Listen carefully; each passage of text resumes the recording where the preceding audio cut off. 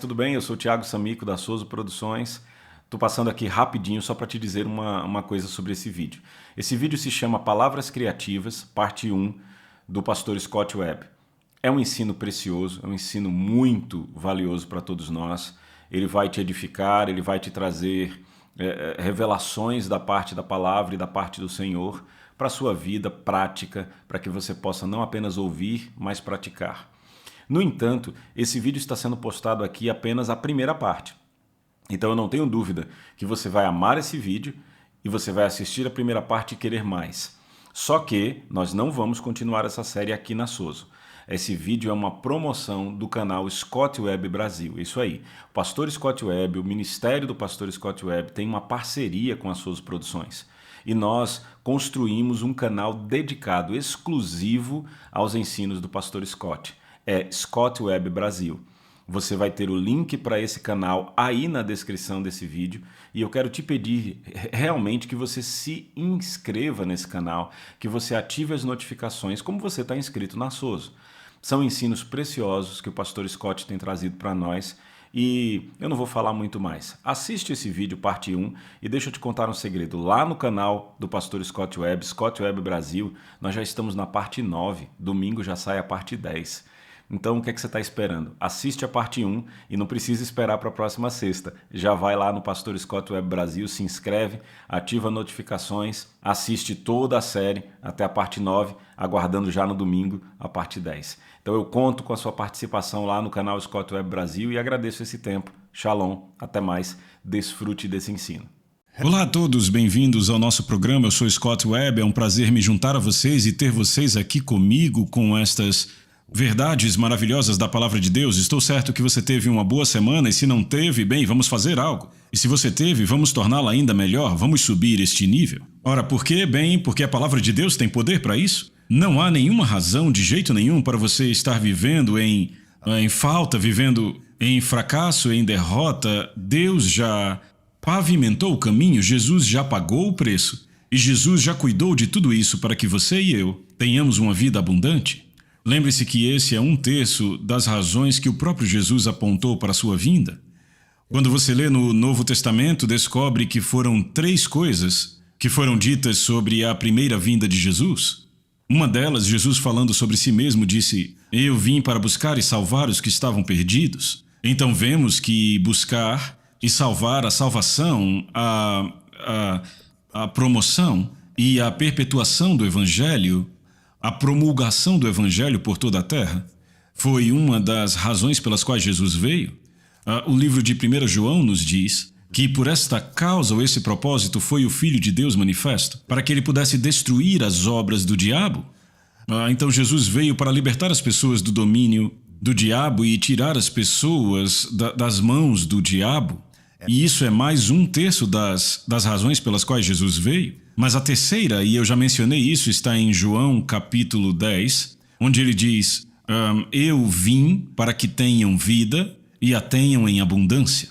Então vemos aqui que Jesus veio por 3 razões: para levar o Evangelho, para buscar e salvar os perdidos, o que inclui eu e você, para nos libertar do domínio do diabo, nos libertar das obras dele em nossa vida, e em terceiro lugar, para nos dar vida abundante. Então, eu sempre falo do poder das palavras e do poder de reconhecer o que Jesus estava falando em Mateus capítulo 16. Vamos lá para o capítulo 16 e note o que ele diz, começando do verso 13.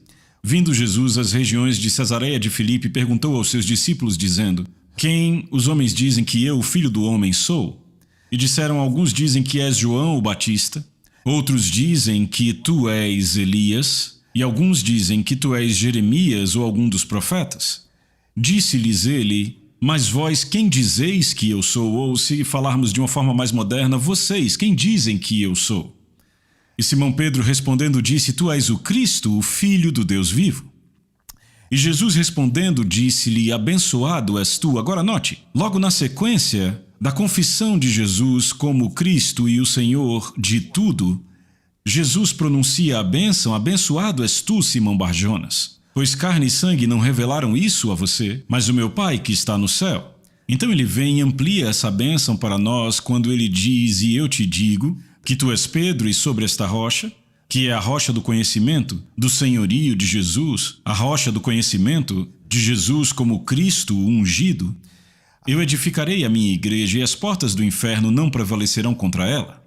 E aí, verso 19, e eu te darei as chaves do reino dos céus, e tudo que você amarrar na terra será amarrado no céu, e tudo que você liberar na terra será liberado no céu. Agora marque esse versículo, eu quero ir para o livro de 1 João, eu já citei isso, na verdade eu parafraseei, mas eu quero ler para você aqui na Bíblia e te mostrar isso. Tem uma palavra aqui em particular que eu quero te mostrar. Ele diz, e eu estou em 1 João capítulo 3, ele diz, filhinhos, não deixem homem algum vos enganar. Aquele que pratica justiça é justo assim como ele é justo. Aquele que comete pecado é do diabo, porque o diabo peca desde o princípio. Para este propósito, o Filho de Deus foi manifestado para que pudesse destruir as obras do diabo. Agora, a palavra destruir, no grego, é literalmente a palavra desamarrar. Ora, Jesus disse em Mateus 16, tudo que amarrarem na terra será amarrado no céu, tudo que liberarem na terra será liberado no céu. Vejam, nós temos o poder de liberar outros e liberar a nós mesmos do cativeiro e das obras das trevas. E como fazemos isso? Isso está envolvido em nossa confissão de quem Jesus é. Agora, quem Jesus é para você e para mim vai fazer diferença em como nós governamos e reinamos na vida e como somos governados na vida. Porque se reconhecemos Jesus como apenas o Salvador, aquele que nos dá o céu, a vida depois dessa ou o próximo passo, veja, isso não faz diferença aqui nesta vida. Então, nesta vida, as obras de Satanás podem não ser desamarradas. Mas, por exemplo, se reconhecemos que Jesus nos cura, se reconhecemos que Jesus é o nosso provedor, se nós confessamos Jesus como Senhor sobre todas as áreas da nossa vida, então, de fato, o que isso faz é nos liberar dos poderes de Satanás e também nos capacita a liberar outros do poder de Satanás. Então, eu já falei isso várias vezes, eu quero repetir mais uma vez. Você tem que entender e se lembrar da lei da primeira menção. Quando você estiver interpretando a palavra de Deus, quando você estiver estudando a Bíblia, há um princípio chamado de lei da primeira menção. Onde quer que você encontre uma referência a alguma coisa pela primeira vez, isto estabelece o precedente, isto posiciona a barra e você deve sempre reconhecer que aquele significado é importante. Por exemplo, a primeira vez que a palavra glória é usada na Bíblia é encontrada no livro de Gênesis, e ela está falando sobre riqueza financeira, porque ela está se referindo a toda esta glória que você recebeu, falando especificamente sobre aumento financeiro. Então, nunca devemos separar isto da palavra glória quando pensamos nela, e é claro que há vários tipos de glória. Temos a glória do Novo Testamento, a glória Shekinah, que Deus vive nela, mas lembre-se que naquela glória existe prosperidade para toda a área da nossa vida. Não apenas a glória do céu e o brilho e o esplendor de Deus, mas ela também afetará a nossa vida e circunstâncias naturais. Vai afetar nossa riqueza?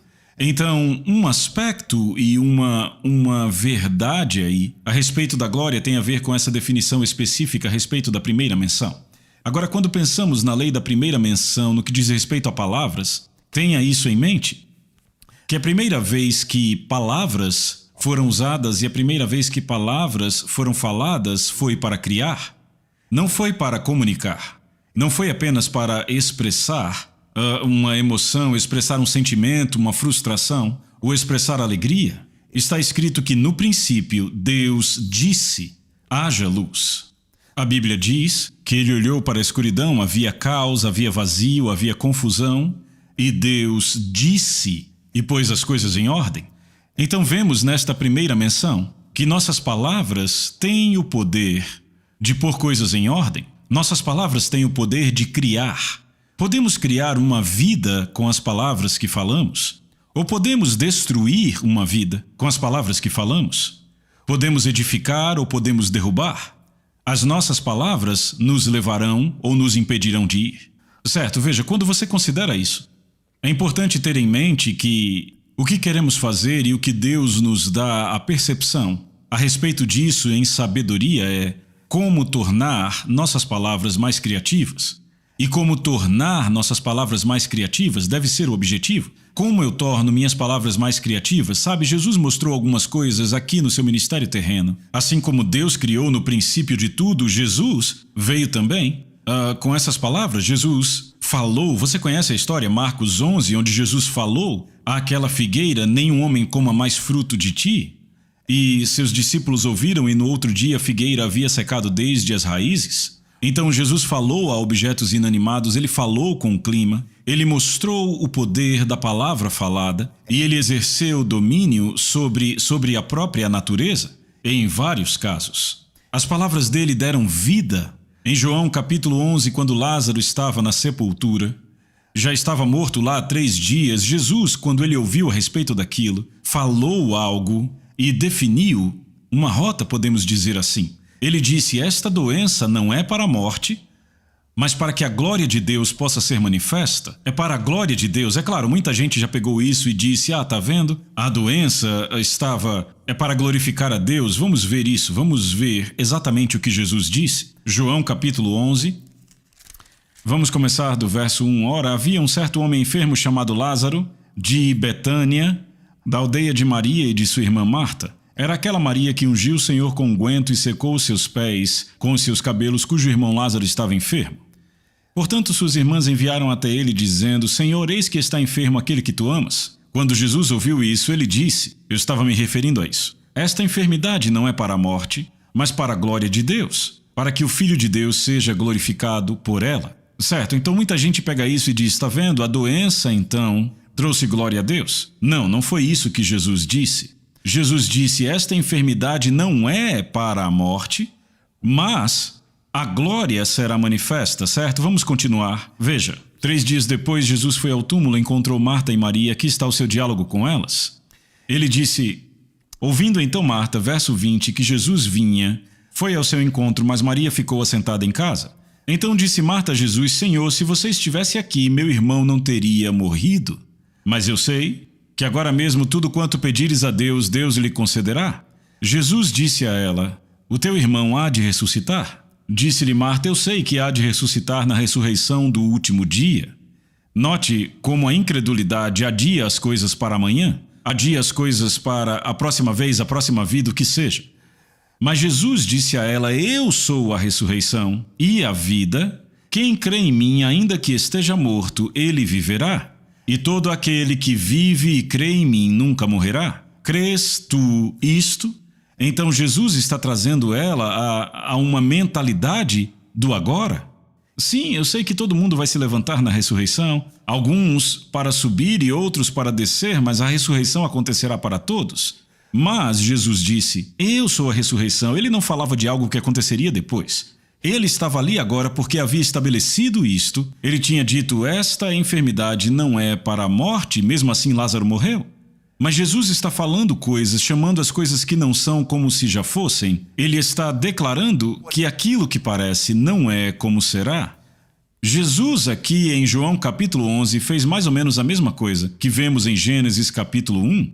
No princípio criou Deus os céus e a terra estava sem forma e vazia, havia trevas sobre a face da terra, e a Bíblia diz que o Espírito pairava sobre as águas, e Deus disse: haja luz, e a partir disso, toda aquela confusão, toda aquela escuridão, todo aquele caos, a partir disso ele trouxe uma nova criação.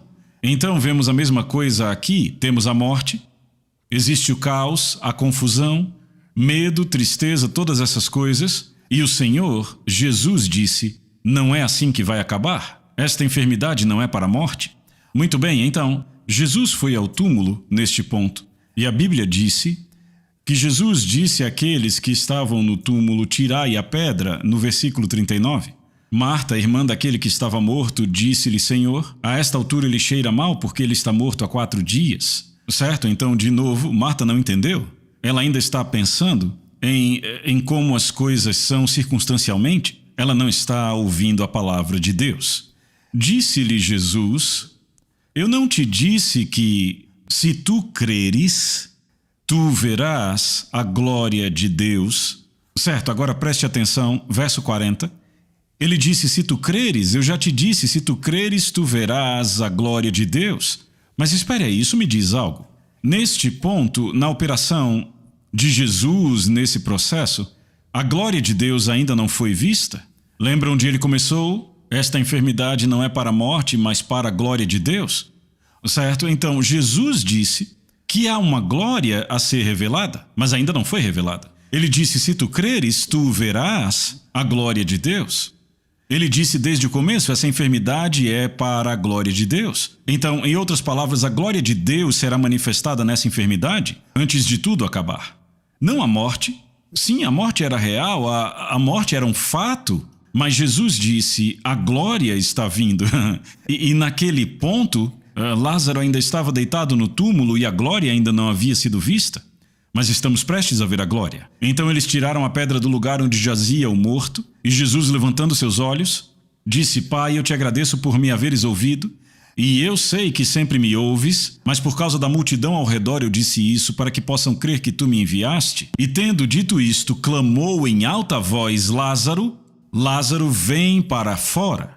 E saiu o que estivera morto, amarrado nos pés, e nas mãos com faixas e sua face envolta num lenço. Disse-lhes Jesus, desatai-o e deixai-o ir. Note que ele deu aos discípulos e àqueles que estavam ali uma oportunidade de participar. Jesus deu vida a ele, mas disse aos discípulos para soltá-lo. Veja, nós somos os discípulos de Jesus, temos a oportunidade de participar desse tipo de coisa. Porque nós também reconhecemos hoje que existe uma glória que Deus quer revelada. Agora, você se lembra daquela passagem em 2 Coríntios capítulo 4 que fala, onde ele contrasta a glória da velha aliança com a glória da nova aliança?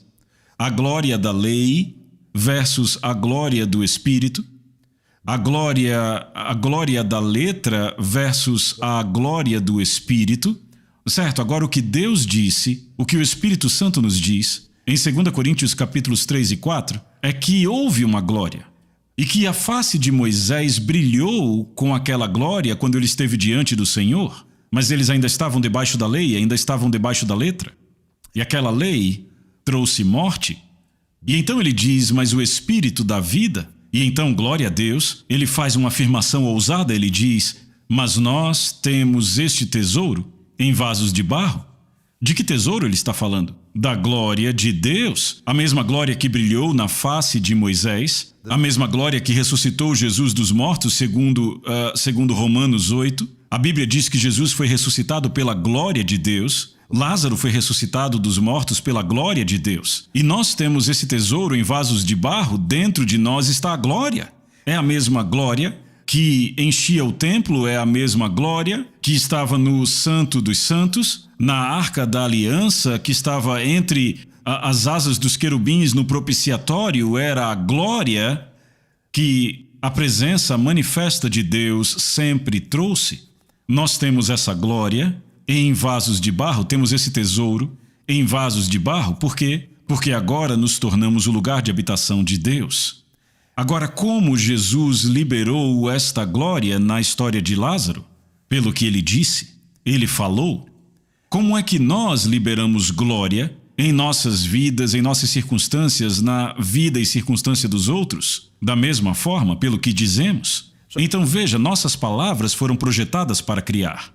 Agora, o nosso desafio, e o que devemos reconhecer é que devemos nos empenhar em tornar e manter as nossas palavras mais criativas. Devemos tornar nossas palavras mais criativas. As palavras da maioria das pessoas não são tão criativas quanto deveriam ser. Elas terão um efeito, não me entenda errado, mas tem certas coisas que fazemos que diluem o poder de Deus em nossa vida. Então, ao abordarmos esse tipo de coisas e ao fazermos certas mudanças, nós podemos então tornar nossas palavras mais criativas. E uma vez que as nossas palavras são mais criativas, podemos manter nossas palavras mais criativas. Isso é uma progressão, é algo sobre o qual nós precisamos aprender a andar. E nós aprendemos da palavra e aprendemos da direção do Espírito. Agora, uma das coisas que reconhecemos e que se encontra no livro de Tiago, eu quero abrir no livro de Tiago, no capítulo 3. Tiago é um livro magnífico. Eu amo o livro de Tiago, sempre amei. E no livro de Tiago há tantas pérolas, há tanta verdade. Uma das coisas que imediatamente vem à minha mente é que o livro de Tiago é um livro que tem parceria com o livro de Jó. Infelizmente, ministros demais, e eu diria crentes em geral, são muito bem versados no livro de Jó, mas eles só conhecem moderadamente o livro de Tiago, mas o livro de Tiago, na verdade, é uma interpretação do livro de Jó. E a razão para eu dizer isso é porque Jó só é encontrado no livro de Tiago, no Novo Testamento, em nenhum outro lugar ele é mencionado. E temos ele mencionado no capítulo 5 do livro de Tiago, onde ele diz: Tomai, meus irmãos, verso 10, os profetas que falaram em nome do Senhor, por exemplo, de aflição e paciência. Eis que temos por felizes os que sofrem. Agora veja, ele diz: Ouvistes sobre a paciência de Jó, e vistes o fim que o Senhor lhe deu, porque o Senhor é muito compassivo e de terna misericórdia. Agora, de novo, essa é a única vez no Novo Testamento que Jó é mencionado. Jó é mencionado frequentemente nos púlpitos hoje em dia, sabe? Mas ele, de fato, só é citado apenas uma vez no Novo Testamento. E nisso o que vemos é o que Deus quer que entendamos de Jó. Agora, o que descrevem sobre Jó? Eu já vi Jó sendo descrito de tantas maneiras, que ele era piedoso, que ele, que Deus fez todas aquelas coisas para aperfeiçoá-lo, mas aquilo que a Bíblia nos mostra que devemos aprender e observar de Jó é a sua paciência. E o que isso significa? Jó nunca desistiu. Ele perseverou até que tudo ficasse bem. Veja, ele começou fazendo tudo errado. Ele era um bom homem, Deus o amava, o amor de Deus não muda, mas ele mesmo se complicava. Por quê? Por causa de suas palavras. Ele ficava falando as coisas de que tinha medo. Ele ficava dizendo: isso e aquilo pode acontecer. Meus filhos podem ter profanado a Deus, sabe? Estragado tudo, e todo dia ele oferecia sacrifícios a Deus, mas por causa do medo. Ele não fazia por fé. Ele não tinha mais fé na palavra de Deus do que, nas promessas de Deus, do que naquilo que ele via seus filhos fazendo. E acabou que as coisas que ele temia vieram sobre ele. Então Deus teve que trabalhar nele e fazê-lo sair dessas coisas. Mas Jó nunca parou, ele nunca desistiu e, no final, Jó conseguiu. E Deus conseguiu reverter seu cativeiro. Glória a Deus, e Deus lhe deu 2 vezes mais do que tudo o que tinha. Agora, quantas vezes você ouviu Jó sendo pregado desse jeito? Sim, este é o fim do Senhor, é assim que tudo termina. Não se preocupe tanto com como começou. Note o que aconteceu quando Deus conseguiu ter curso livre e reinar livremente na vida dele. Então, Tiago é um livro paralelo e, no livro de Tiago, encontramos todos os segredos que Jó não teve. Mas nós temos, porque temos uma aliança nova e melhor. Jó, ele veio muito antes, ele não tinha nenhum conhecimento, ele não tinha o livro de Tiago, mas nós temos. Aqui temos Tiago capítulo 3, onde ele está falando da importância de domar a língua, de sujeitar sua língua ao Senhor, ao Espírito de Deus e à palavra de Deus. Mas eu quero te apontar algo aqui. Ele diz, verso 8, mas a língua ninguém pode domar, é um mal indisciplinado, cheio de veneno mortal. Com ela bendizemos a Deus e Pai, e com ela amaldiçoamos os homens, que foram feitos à semelhança de Deus. De uma mesma boca procedem bênção e maldição. Meus irmãos, não convém que estas coisas sejam assim. Porventura, de alguma fonte de um mesmo local jorram água doce e água amarga? Pode a figueira, meus irmãos, carregar bagas de azeitonas? Ou uma videira figos? Assim como nenhuma fonte pode produzir água salgada e doce. Então, o que ele está dizendo aqui para nós é que, como uma figueira não pode dar nada além de figos, como uma fonte não pode dar ao mesmo tempo água doce e água salgada, da mesma forma funciona ao tirarmos estas coisas do nosso homem interior. Veja, seu espírito é uma fonte e dele fluem as saídas da sua vida. E Deus te diz como. Ele diz isso de forma, muito direta no livro de Provérbios: guarde o coração, pois dele fluem as saídas da vida. Agora, como você guarda o coração? Você põe um vigia sobre as coisas que você diz, porque aquilo que você diz sai do seu coração e entra nele. Então Deus nos dá a sua palavra e nos diz: coloque essa palavra em sua boca. e comece a confessar estas coisas sobre si mesmo, e isso afetará seu homem interior. Mas você terá que guardar as suas palavras na vida se quiser ter uma boa vida, se quiser ver a glória de Deus manifesta em sua vida. Você terá que fazer algumas mudanças na forma como fala.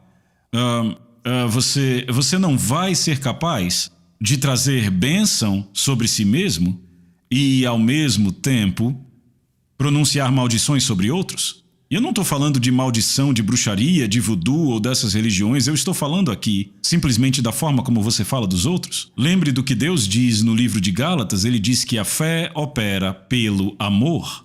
Você terá, na verdade, nós teremos que nos empenhar para andar em amor com nossos semelhantes. Isso significa não apenas na forma como você sente, e não apenas na forma como falamos com eles, mas na forma como falamos sobre eles. Guarde na sua mente o que você leu em Tiago, e eu quero abrir rapidamente no livro de 1 Pedro. Capítulo 3, verso 8 diz: Finalmente, sede todos de uma só mente, tendo compaixão uns dos outros.